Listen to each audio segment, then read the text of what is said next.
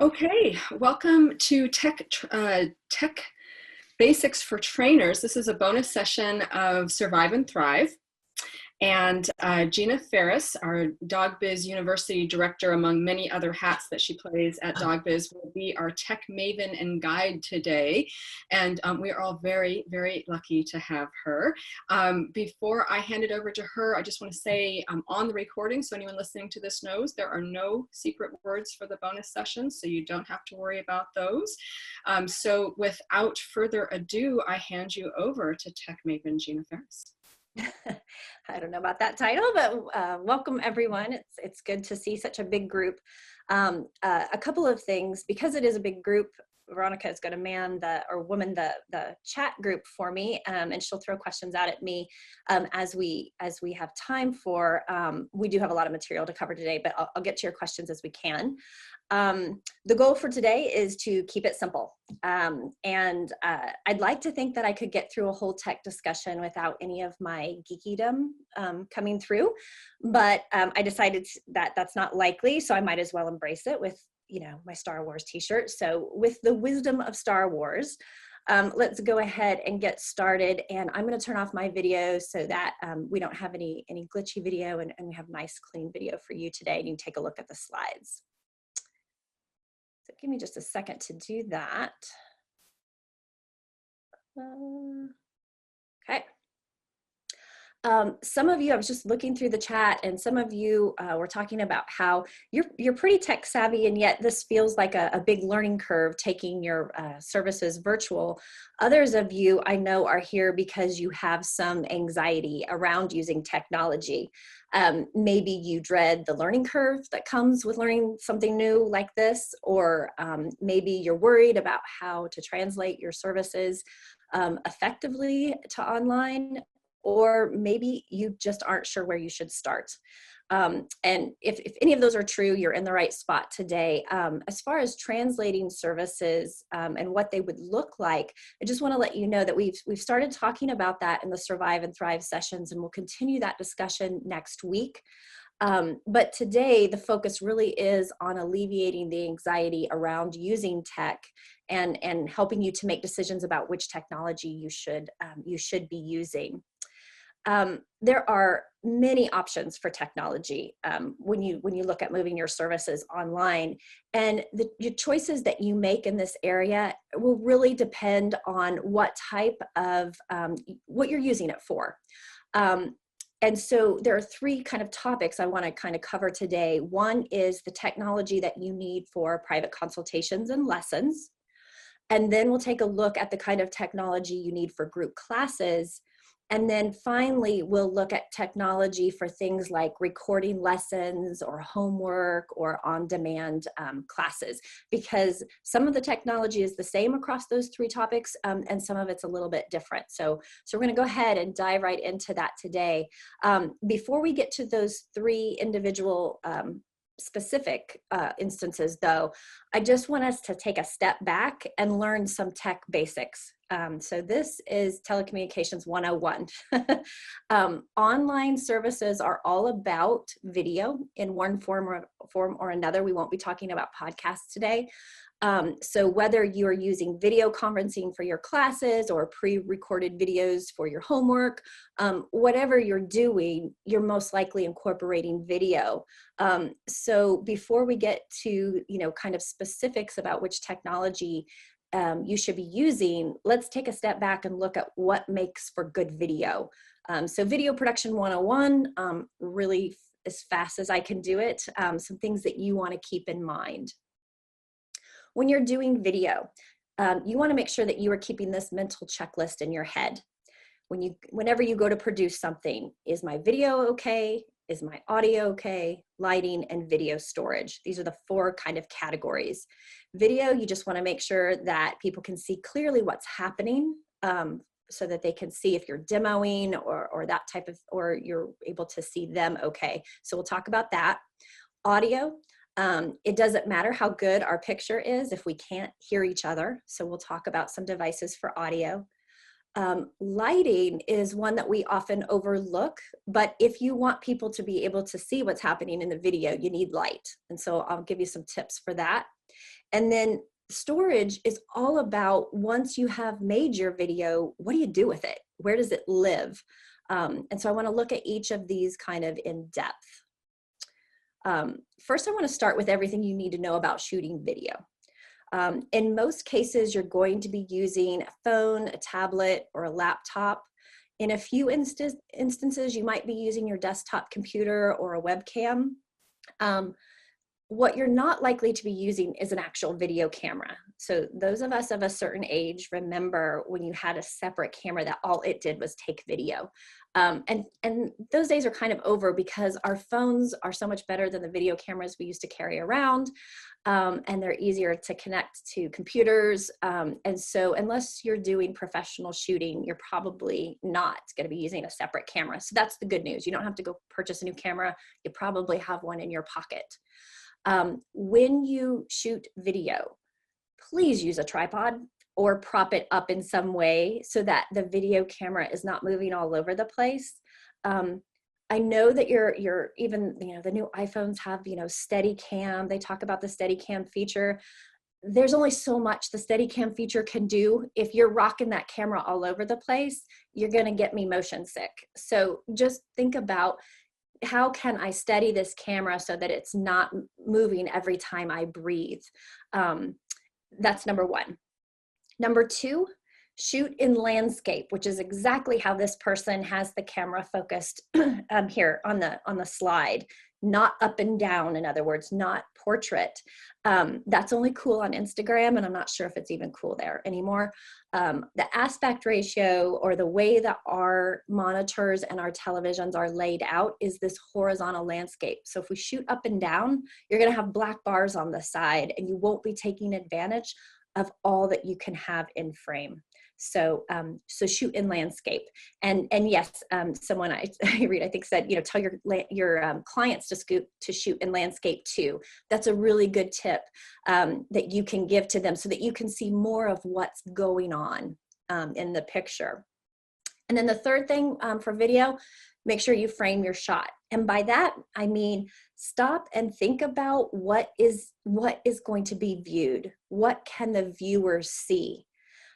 If you have a messy or cluttered background, it's not going to show off your professionalism very much. It's also going to be really distracting. People are going to, kind of take a look at what books you have in the background. So we are all kind of trapped at home, and so we don't have studios. That's okay. You don't need one, but just keep it as simple as possible. A blank wall works fine. It doesn't have to be fancy. You can use curtains. My husband is a videographer, and he has even used sheets. Just a neutral background in the back will make it easier to stay focused on you and what you have to say. If you're shooting out in the world, you don't have as much control, but you, again, look through that viewfinder before you hit record, and what is it that the client's going to see? Are you really focused where it needs to be? And I've got a couple of tips here for you on this. I wanted to make this handout for you to give you some tips. This is something you can hang at your desk or anywhere where you typically do your shooting, just some reminders about framing. And the first is the frame horizontally, which is what I was just talking about. So you see in the first picture, there's the, that's correctly framed, and over to the right, that's portrait or vertical, and we don't want to do that. A couple of other things on here. Watch that you don't have a lot of headroom. I'm not sure why we as human beings tend to like a lot of room at the top of the frame, but then that puts us looking like we're falling off the bottom. So let's not do that. You don't want to be too small in frame, and that's what that other picture is just so tiny that you're hard to see. But we also don't want a close-up of the face so intense that we can't see anything in the background. So just some things to keep in mind there. And that last one is a lighting tip, and I'm going to give you that when we go over lighting. Just to let you know that we will go ahead and include this tip sheet in with your PowerPoint, so you can have it and print it out if you want your own copy of it. The other thing I will say that is on this slide, and that I'll also have Veronica post in the chat group, is a link to a really good 2-minute video. It's kind of funny and silly, by Hayden Rushworth. It is just 2 minutes, and it is a good example of what happens when you do and don't use these framing tips. And so if you haven't done a lot of shooting a video before, that might be worth taking a look at. What if we're setting the frame to be big enough to include your demo dogs? Okay, good question. I think that came from Lori. If you're using a wide shot and you have to have the dog in frame, the dog is the focus and not you. So I don't really care if you're smaller, unless, again, you're part of the demonstration. But you'll necessarily be a little bit smaller, but keep the two of you as close to the center as you can. Also, if you are shooting dogs only, not you demoing, but you want to shoot like dog body language, the tip I will give you there is, it is not very interesting to look at a dog's back. And it's not very informative. If you shoot closer to the dog's eye level, you'll see a lot more of the body language and the nuances, and it'll be a lot more interesting for the viewer to watch. So that's, yeah. There are some tips there, and I think I see some of you putting some more tips in the chat, and that's great. Okay, so we've got our video. Now we need our audio. Having done video production for quite some time, I will tell you that it's always the audio that goes wrong. So test it and then test it again. If you are doing teleconferencing, you want to check that your audio source, meaning where they're choosing to pick the mic up from, is correct.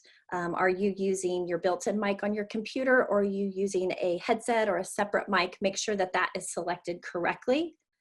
In many of the platforms I'm going to show you today, there are actually audio meters or levels, and all that means is the little lights when you go to test your audio, the green lights that go up and down and occasionally hit the red, those are your levels. That tells you that you have audio.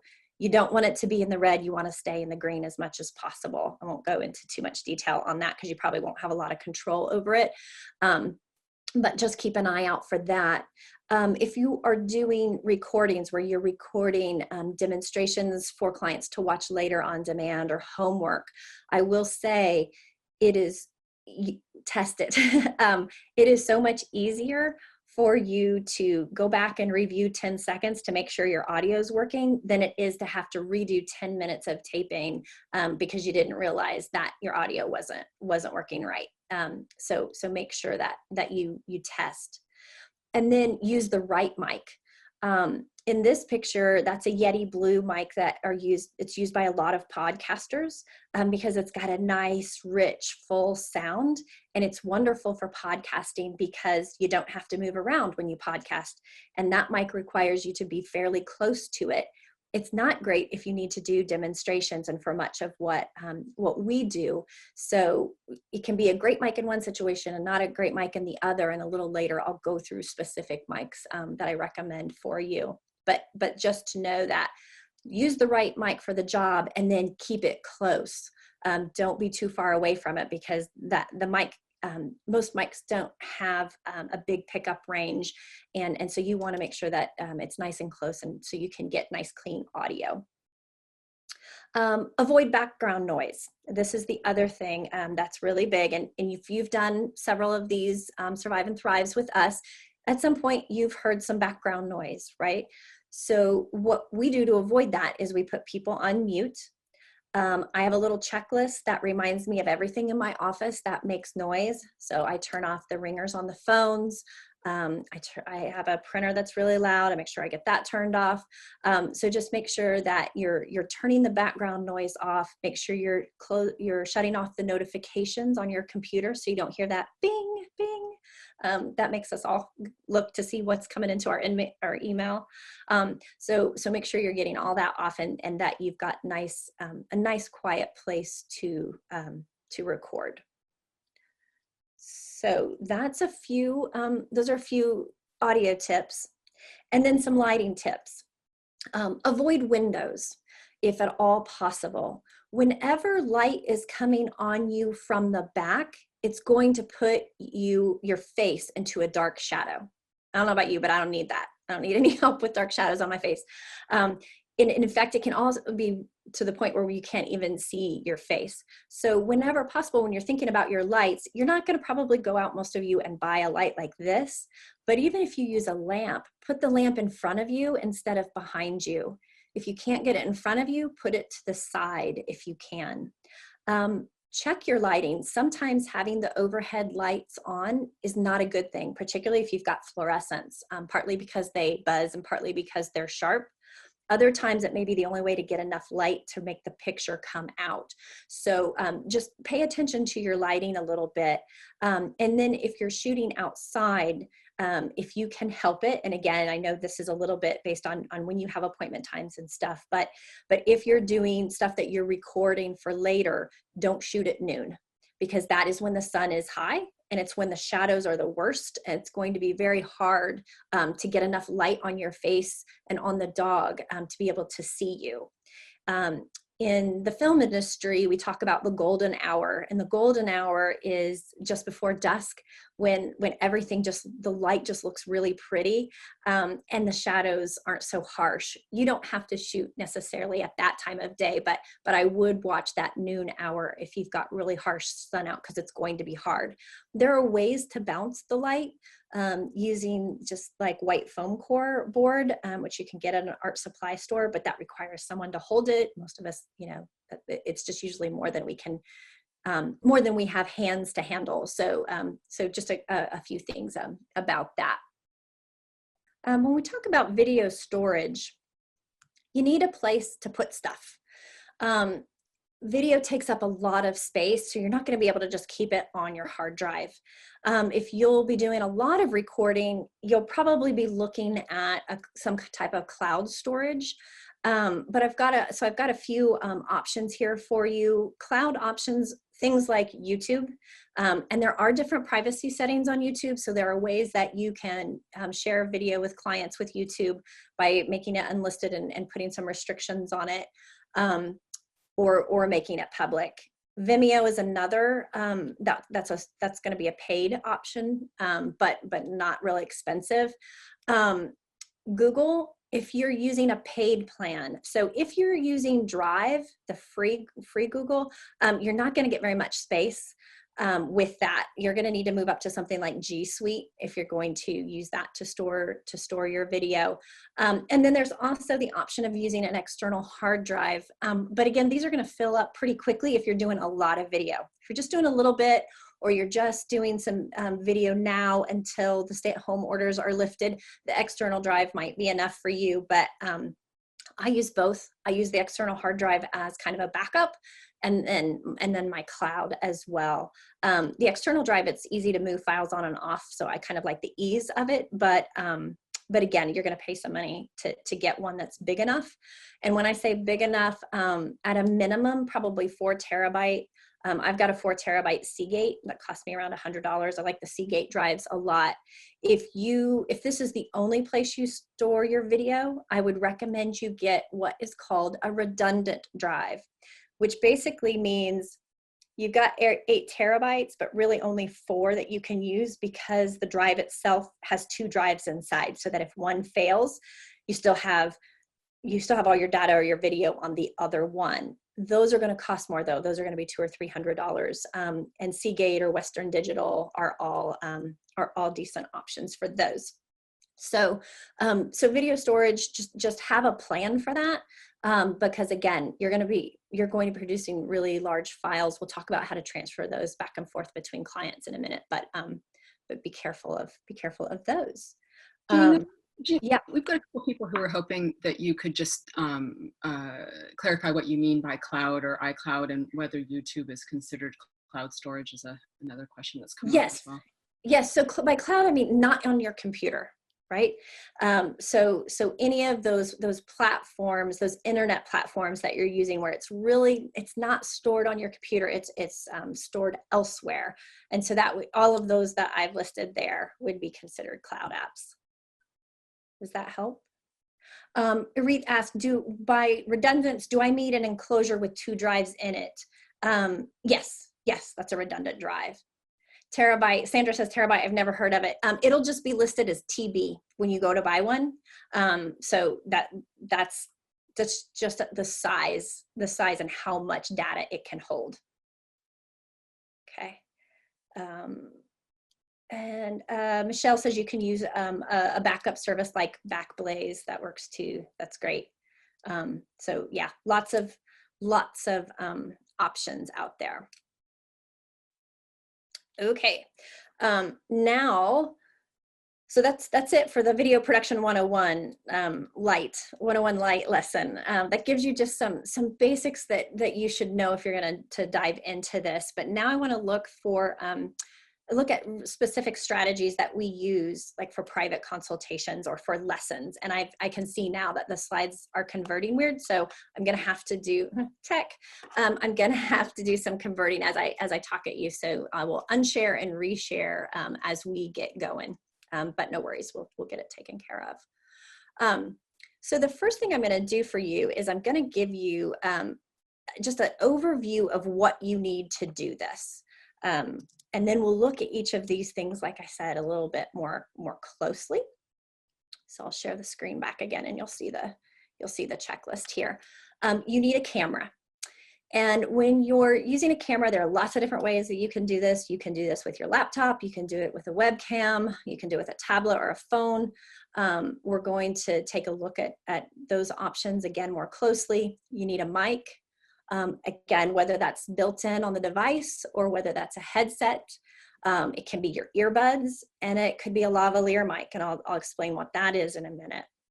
You need your lights, and you may not be buying lights, but you're going to use what you have strategically, and you need some type of connection, cell phone or a meeting platform for private work. Okay. So those are just a way, just kind of the basic rundown of things that you need.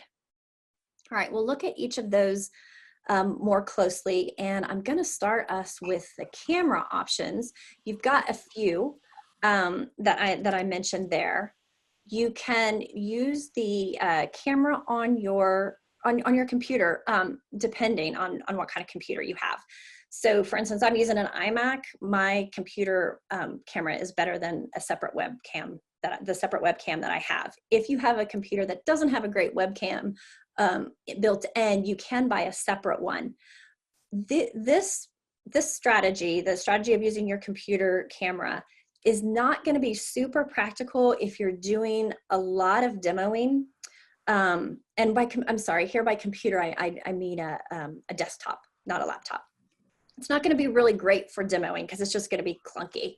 And so if you have your laptop, though, you can move your laptop around, and it's going to be easier to use that. So in most of unless you're just doing straight consult work, you're probably looking at using your laptop or your tablet or your cell phone. Tablets and cell phones can use meeting software the same way. They can, for instance, Zoom, you can get apps for those on your tablets and your cell phone, just the same as you can your laptop or your desktop. So that gives you some portability and makes it a little bit easier if you are trying to do a lot of demoing or things where you're going to be moving around. If you're going to use a webcam, there are lots of brands, and some of you may have favorites. And if you do, go ahead and put those in the chat. I'll give you my bias or what I like, but this is really personal, and everybody has their favorite. I like Logitech a lot for webcams. Some of you may have, Catherine says Logitech too. So yeah, you can put your favorites over there and see what you like. Then we're going to take a look at some microphone options, and this is where it gets a little bit trickier. You can use the built-in microphone on your device if it's good enough. So for instance, I'm using the built-in mic on my iMac because it's every bit as good as my headset. Now it's going to pick up a lot more room noise, and so I'm in an office away from everyone else. If I wasn't, then I might choose a headset instead, or if my microphone wasn't very good on my computer. And when you look at headsets, there are some options. You can use a USB headset, one that plugs straight into your computer. You're going to have the least amount of tech trouble with that because it's a direct connection. You just plug it right into the computer, but you're going to have a cord. And so if you're doing a lot of demonstration, again, that's going to be a little bit challenging. Some of you use your earbuds if you're shooting with your phone. And as long as the earbud has a mic that's close enough to your mouth, it's not way, way down, it's close enough that it can pick up a good signal, then earbuds can work. Or my favorite, and what I've shown you here, is a Bluetooth headset. And I like the Bluetooth headsets because I can move around. I can use them with my computer. I can use them with my desktop or my laptop or my phone. So they're really versatile. And they're comfortable. And there are so many options. This is a Logitech that I'm showing you because that's just what I've used for forever. This is the H800 if you care. It's about $100. It's got a 33-foot range, and I can wear it for a long period of time. The mic's plenty good enough. So I like it a lot. I will say that every once in a while, you're going to get a Bluetooth that doesn't talk well to one of your devices. And that's just a Bluetooth technology issue. And so you may have to try more than one. But again, if you just want hands-free and you're working with your computer, a Bluetooth headset is one good option. The other Gina, Marty had a question about whether she could use Bluetooth earbuds with a camera on a phone, on a smartphone. Yes, okay. You can. If you've got some Bluetooth earbuds, as long as they're an earbud that has a mic, you've got to have the mic. And Christine's also wondering if there's some mics that are better about minimizing background noise, like barking dogs. Yeah. Anytime you use something like the headset here, where you've got the mic closer to your mouth and it's not, it's more unidirectional, which means one directional, instead of omnidirectional, which means picking up noise from all around. It's going to minimize the background noise. So if you're looking at microphones, you can look for uni or omni, but mostly look for one that's up close to you. And that's why I say, like, I can use my computer microphone right now because this room is really quiet. But if I were upstairs in the house with the kids, I wouldn't be able to do it. There'd be too much background noise. And Grace is wondering if did you make a specific recommendation for a Bluetooth?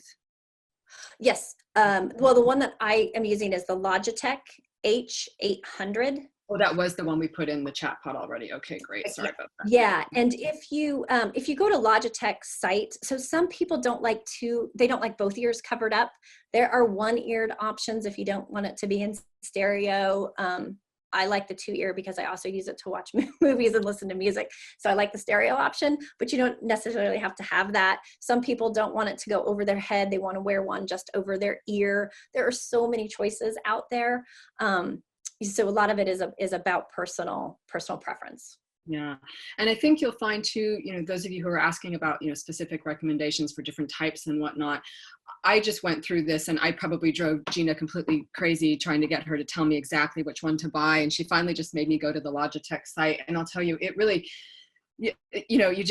one of the things that Gina said to me that I thought was really helpful, with the plug-in ones is that, pick the one that's going to be the most comfortable on your head and go with it. It doesn't necessarily have to go, be with price and all of that. You just get something that's comfortable. So you don't have to super overthink this, right, Gina? Yeah, right. Exactly. It's going to be a lot on personal preference, but we're not producing film here. So we don't have to have perfection. We just have to have something that's clear. Cece, you were asking about earbud versions, and it's funny. You would think the more you pay, the better, right? So Apple earbuds. My husband just bought a pair for $15 of Panasonics online, and they work just as good. They're just fine. So I would say look for Panasonic. I'm going to talk about Rode, R-O-D-E, which is another good maker, Sennheiser. Look for those trusted brands and you're probably going to be okay. You don't have to spend hundreds of dollars on earbuds to get a decent pair of earbuds. I'm kind of amazed. What usually happens when you spend less is they don't hold up as long, though. I will say their shelf life's a little less, depending on how hard you are. CC says, "What? Yeah, I wish I should have taken a picture or asked him what he bought." And they were Amazon, Panasonic, cheapos, and they're great. I love them. So, and a lot of the things like with earbuds, it's going to be about like what fits in your ear, what type. Everyone in my family, we all like different kinds. Some want hard earbuds like the Apple version. I want really soft. So a little bit of this is going to be your choice for sure. I want to mention another microphone option. Here I have a picture of a wired lavalier mic. So you can plug that right into your cell phone. If you're wearing your cell phone, then you can be moving around and you're recording right into your cell phone. They also have lavaliers that are wireless, where you put where you're using a transmitter. Those are a lot more expensive. If you use the wired version, you're running about $85 for a Rode, and again, that's R-O-D-E. And I just haven't found a maker as good as Rode for lavalier microphones. If you're going to buy a lavalier microphone and you're going to spend less than $85, don't buy it. It's not worth it. It's just not going to work. Has been my experience. If you want the wireless version, Rode's is Wireless Go, and that's going to be more like $200. And you can use it with your phone or your tablet, but you're going to need an adapter. I'll talk about how you can figure out what you need to make those work. So all this to say, there are lots and lots of options. You can spend a lot of money or you can spend a little. You don't have to spend a fortune to get one that's going to work for you. Okay, now let's take a look at meeting platforms. If you're remember we're talking about private training. So these are recommendations for private training. There are some free options. If you are if you're an iOS user and you're dealing with someone else who also has an iPhone, you can FaceTime. And I think some of you have found that if you have clients who are really nervous about technology, that sometimes this is where you start, because it's all they have to do is answer the phone. So it's super, super easy. That's about all you get, though.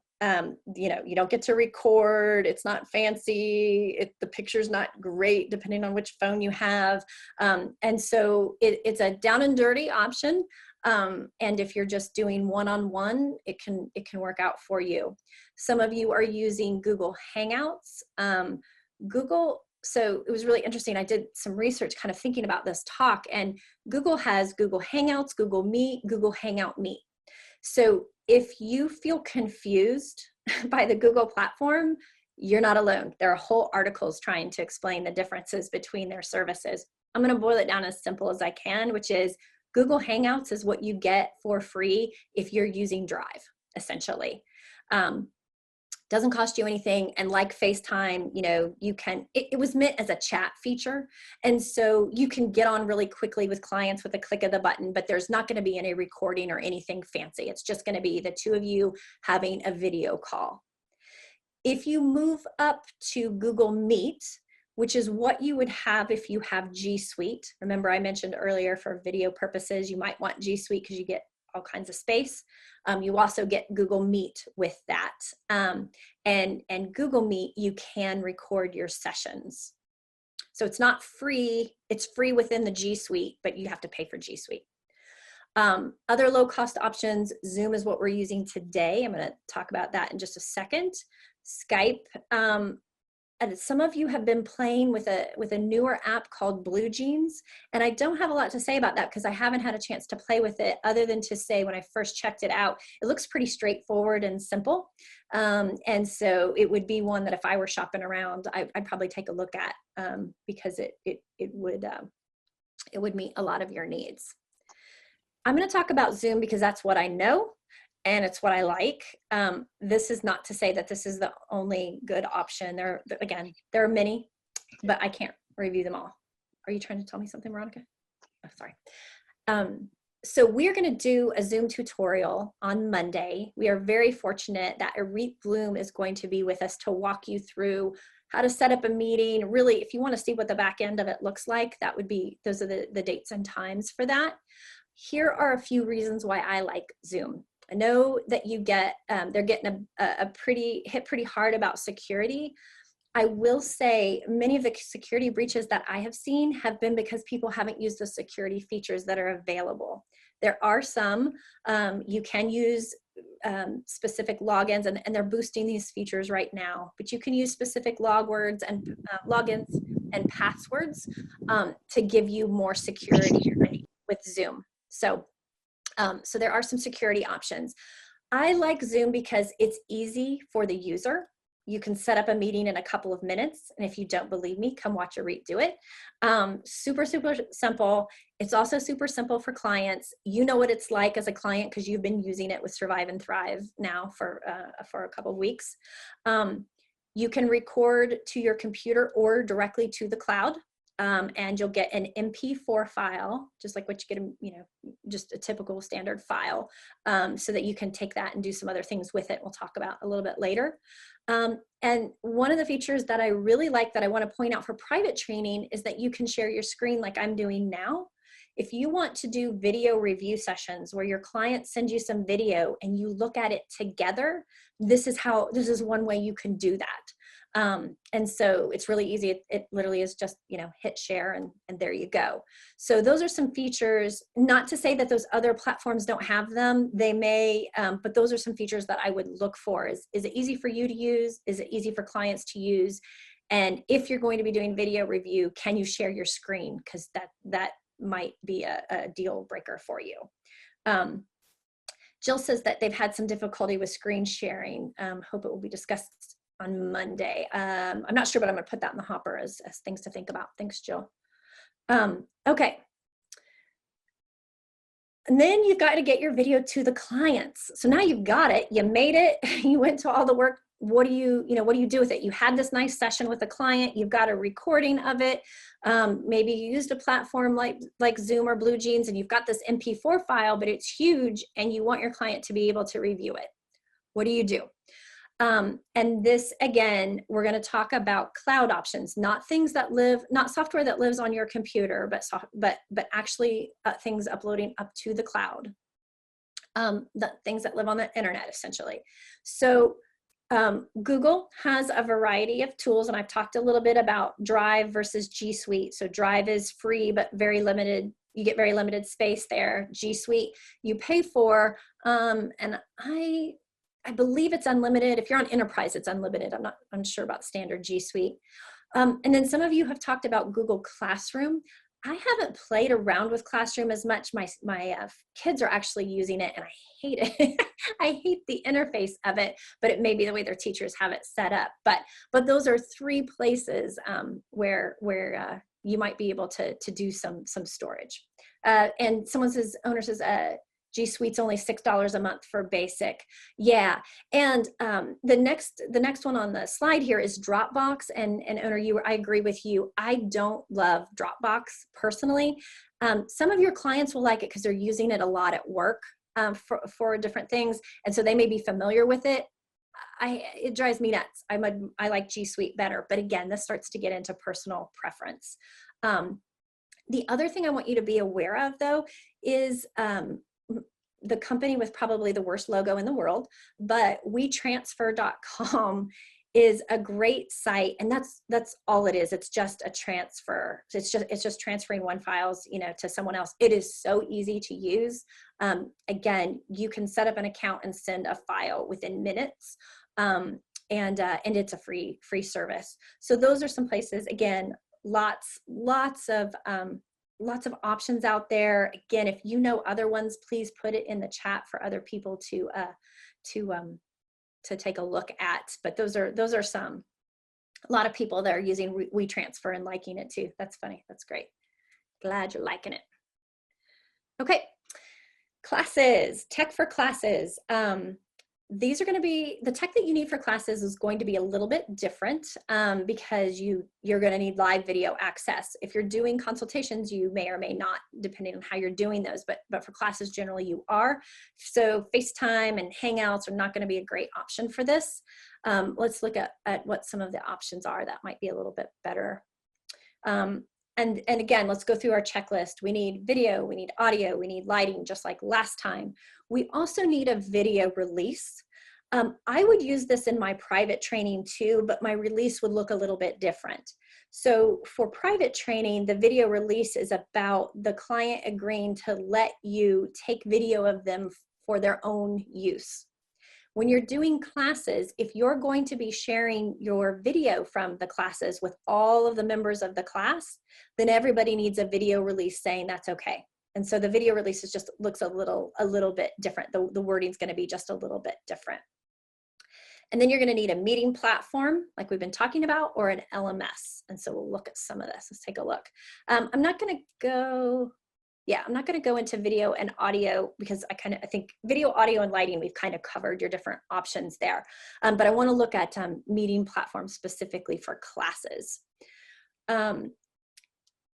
You want to consider when you're choosing a platform and you go shopping around, here are some things to think about. How many users am I going to have at a time? Because that makes a big difference in what you will pay and which services will look the best to you. Then think about what features do you need? Do you need to be able to share your screen for video purposes? Some of these programs like Zoom offer breakout rooms where you can take anyone. I could take all of you and I could split you up into different separate rooms, and you could have private conversations for a few minutes, like you could be coaching each other, and then I could bring you back together as a group. That's called a breakout room. It just allows you to let your students do some coaching of each other. If that's something that's an important part of your curriculum, then you're going to want to look for a platform that'll let you use a breakout room. Again, how easy is it for your clients to use? And do I need a recording of my class? Do I want people to access it later? Those are just a few of the many considerations I would want to make sure that I address when I'm looking at platforms. Now, I'll get to learning management system in just a second, which is an LMS. Those low-cost options, Zoom, Skype, BlueJeans, you can go up a level if you need a bit more bells and whistles. WebEx is maybe one step above Zoom as far as bells and whistles go. GoToMeeting, you're going to pay a little more though for something like GoToMeeting. And then there's LMS, a learning management system. And here's what a learning management system is. It allows you to set up your courses, to manage your students, to accept payment generally for your classes, all in one place, all in one platform. I'm not going to talk a lot about them here because it's more than what most of you need. It's a significant time and monetary investment often in these, depending on what you're doing with them. And if you are just getting started, or if you don't plan to continue online services after this crisis, this is probably not something you're going to want to make a big investment in. If you're doing more advanced online learning work, or you're creating a lot of on-demand classes where people are taking the class, but it's not taught live, then you're going to need an LMS. And one of the reasons, I'm not going to go over to these in detail, I've given you just a couple to kind of help you jumpstart your research, but is because this requires probably a consult with someone, us or someone else. It takes really understanding how you're going to utilize the system. You need to understand what kind of client management systems you already have, or CRMs, and how they talk to one another. So there's a lot of features, and the cost for these services varies widely based on what you need, and it's really individual. So like I said, I'm not going to get too in-depth here. I've put some of the more common, more affordable options up there if you want to start doing a little bit of research, if you're doing a lot of on-demand. But for most of you who are doing live consultations or live group classes, this is probably a bit more than what you're going to want to get into, at least for right now. And there are some of you I know who are using some LMS systems that are over in the chat. And so, you know, you guys can talk over there about that if you need some more advice. And then the last topic of the day is the tech that is needed for recording your lessons or your homework, or again, on-demand classes. We're just going to take a look at what that looks like. And again, we've got that same mental checklist we're going back through. We've talked about video. You know, here you're probably going to need something really portable like the camera or the tablet.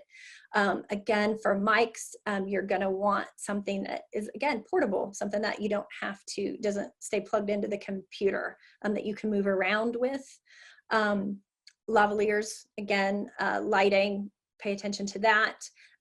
You still need video releases if anyone is in your video but you. So make sure that you're getting those signed if you've got, if you're using video that a client is given you, or if you're using someone else to do the demonstration while you narrate over it, make sure you're getting a video release from them for that. Video storage and file sharing. Again, you're gonna need, if you're putting all of your homework handouts, for instance, onto video, you're gonna need more than an external drive. So it'll definitely be time to bump up to some cloud storage here. The new wrinkle here is editing equipment, and I wanna go over that next. And here, so I've kind of divided editing software into 3 categories. Like the most basic of basic, easy to use, which is where I think a lot of you will fall, and then professional editing systems. Simple editing can be done in YouTube, and I just want to explain what that really means, because YouTube touts that a lot. Oh, you can edit right here. What they mean is if you've got a bunch of talking or junk at the front of the video, you can cut that off and you can go to the end of the video and make a nice endpoint. Like, you can do that. So if you just need the most basic of basic, we call that cutting off heads and tails. You can make simple splices like that. But that's really about all, and it's, I think, a little bit clunky. If you are going to use video a lot where you are narrating, or where you are recording something and you want to be able to fix your mistakes, because after all, isn't that why we use editing software? We're fixing our mistakes. If you want to be able to do that kind of stuff, you're going to have to move up to some of this, at least the easy to use stuff. For Mac, iMovie, a lot of you use iMovie. That's perfectly fine for just some basic editing. There is also a program called ScreenFlow, which I talk a lot about. I like it a lot as long as you're not doing long format editing. So as soon as you hit about the hour mark, I'm finding some challenges. I'm also finding that it doesn't play nicely with Zoom files all that well.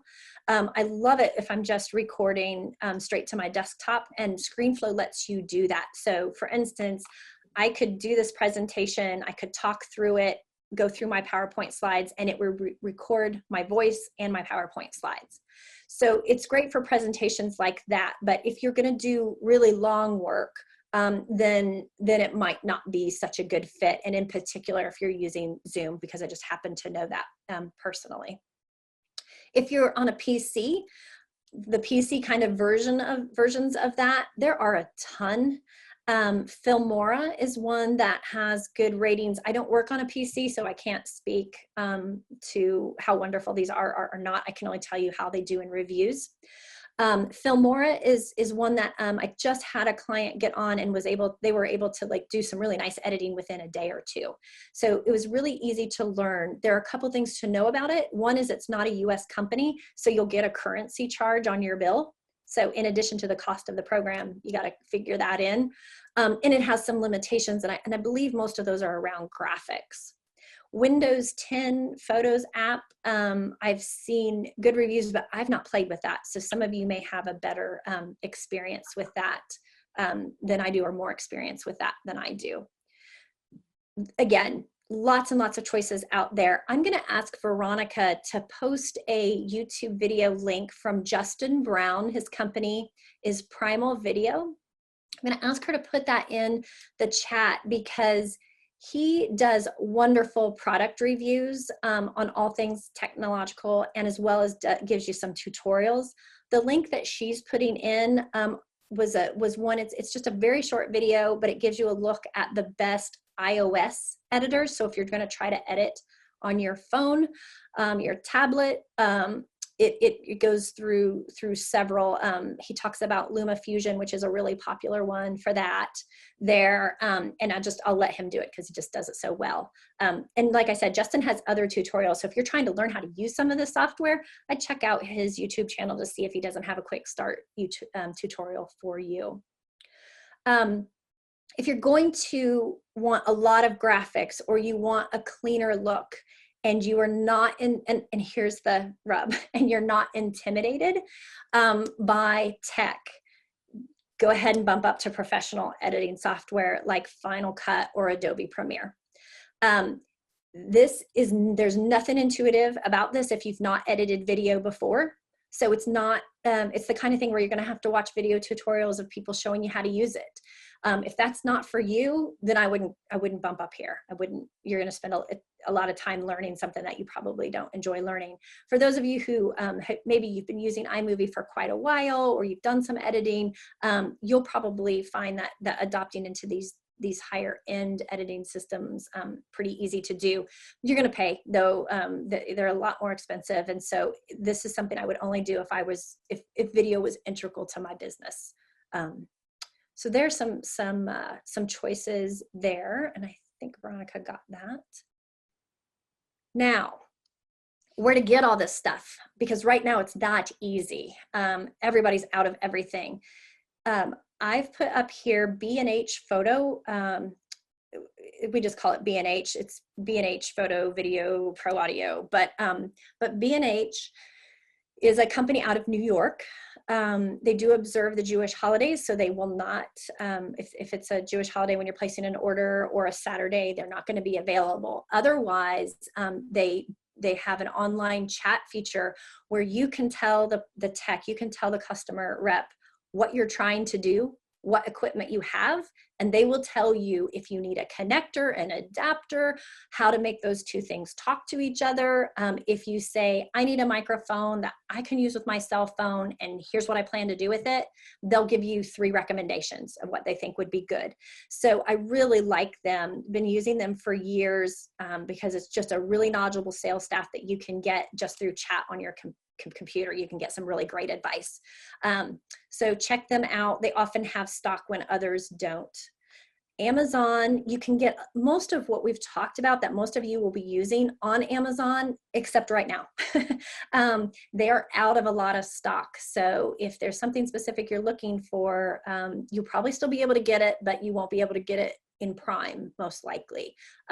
It just depends on what, but they've kind of had a run on this kind of equipment right now.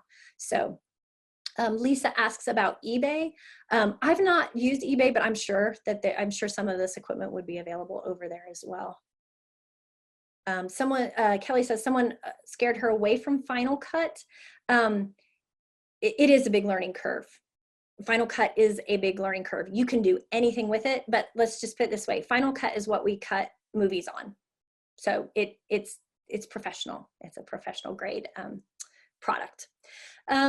Lastly, for where to get stuff, individual manufacturers. You can try Logitech's website, Rode's website, any manufacturer. You can go to their website and see if you can buy direct. Honestly, B&H is probably more likely to have it than they are at the moment, but it's worth a try. And again, I would expect some delays with it. So those are just some tips of where you might get some of this stuff. And again, just understanding that given the crisis that things are moving slower than usual. Yeah, Veronica?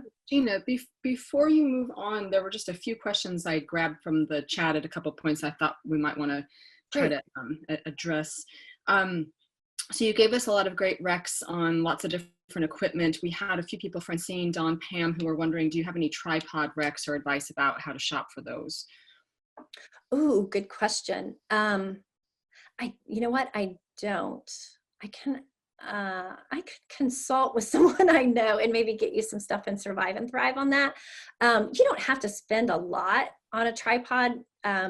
What you will have to do probably, if you're using, we call it like a prosumer or a consumer grade, where it's not, you're not dealing with a $500 tripod. You're looking at $100 tripod or $50 tripod.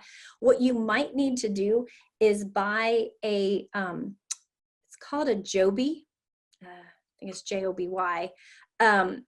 It's basically an adapter that lets you put your cell phone on a tripod that you would, on any tripod. I can't even hardly describe it. It screws into the bottom of your phone, and the foot of it fits into the tripod.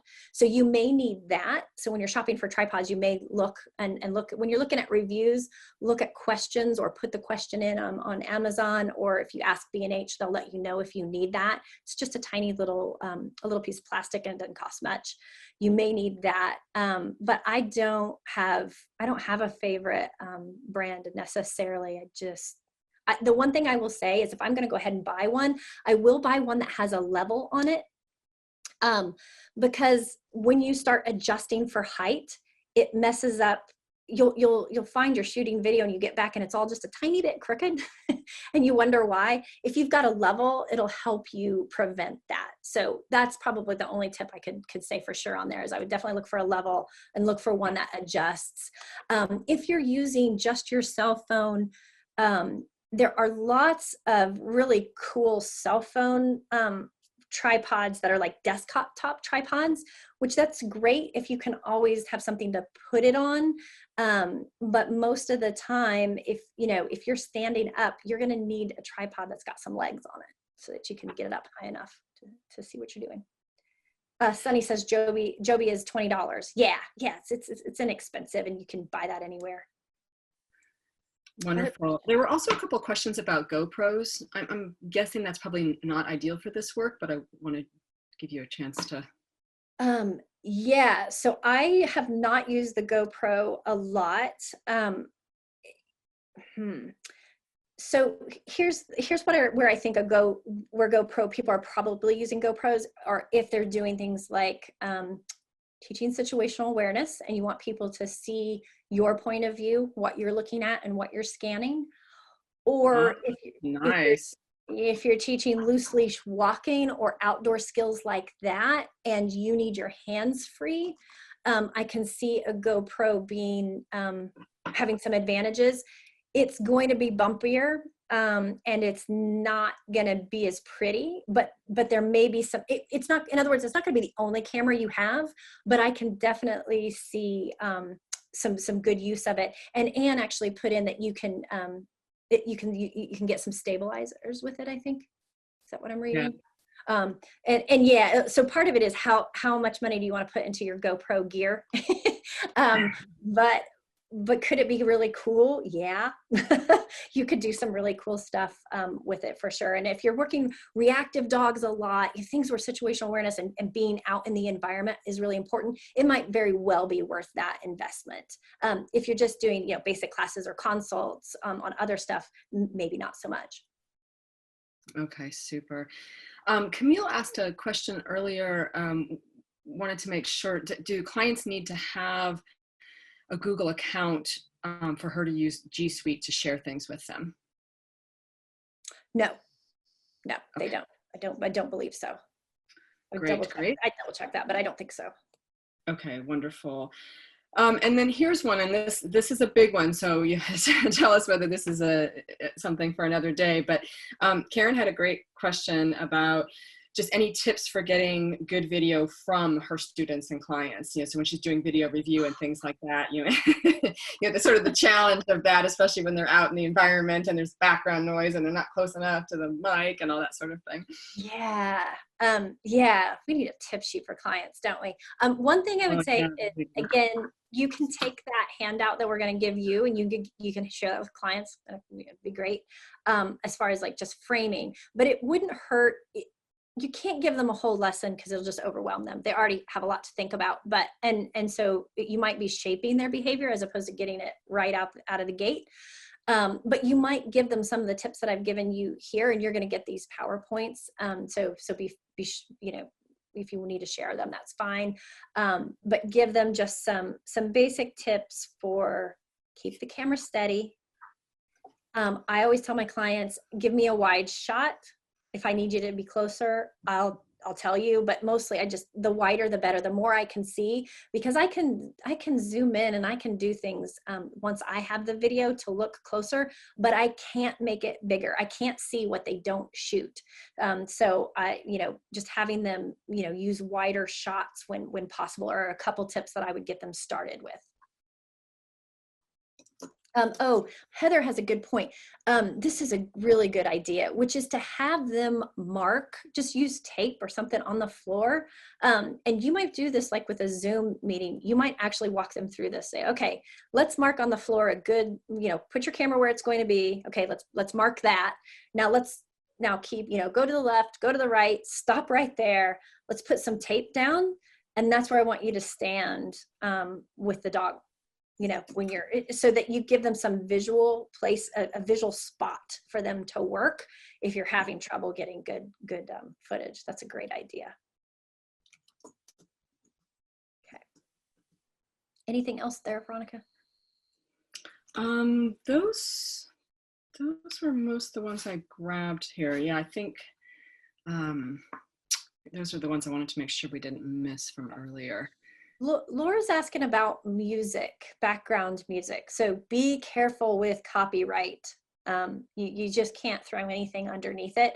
iMovie has some limited selections. Google has some free copy. If you Google search copyright free music, they've got a whole library of video beds that you can put underneath.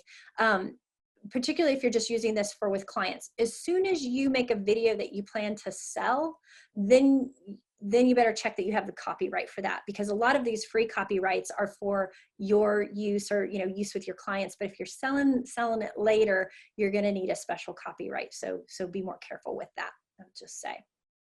All right, we're over time, so I'm going to move us along and wrap us up.